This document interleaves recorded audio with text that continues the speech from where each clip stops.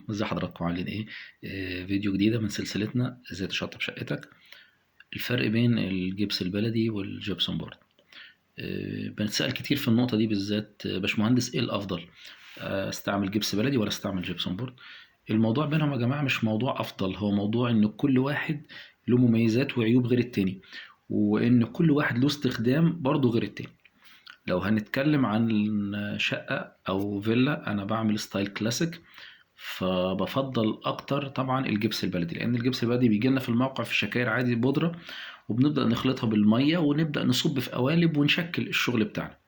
فبالتالي دي ميزته إن عندي سهل التشكيل لأي ستايل أنا عايزه أو أي حاجة، والزخارف بتاعته بتبقى واضحة وجميلة حسب طبعا القالب اللي أنا بصب فيه. مشكلته أو عيبه إنه بياخد وقت في الموقع. بصب واستنى ينشف، وبعد ما ينشف أبدأ أركب. ومشكلته كمان بعد التركيب، أنا عشان أدهن لازم أخد وقت، يعني زي ما بنقول في شغلنا كده، سيب الجبس ينطر ميته. فطبعا ده بياخد وقت مننا. ده بالنسبة للجبس البلدي. أما بالنسبة للجبسون بورد يا جماعة، هو بيكون سريع جدا، يعني أنا ممكن زي شقة كاملة أو فيلا مثلا تخلص في أيام معدودة، غير مثلا التاني ممكن ريسبشن ياخد ممكن أسبوعين أو أكتر، أما المصب وأعمل والشكل وكده.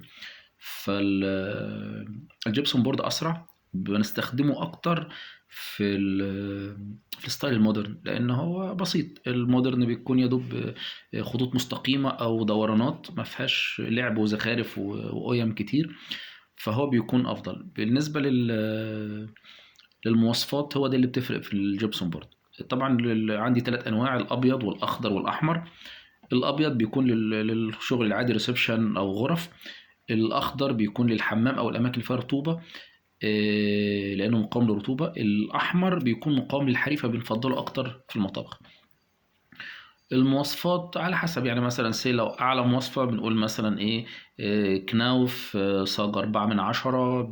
لو هتعمل فلات تركب أكمون وتياش، وهكذا. يعني في مواصفات كده لازم أنا أقولها للصنايعي أو للمهندس، وأنا لما أجي أعمل جبسون بورد. فدي مميزات وعيوب كل حاجة في عجالة سريعة كده، واستخدامات كل واحد، ومواصفات كل واحد. يا رب يكون الفيديو السريع كده عجب حضراتكم، وإن شاء الله معادنا مع فيديو جديد زي تشطب شقتك. السلام عليكم.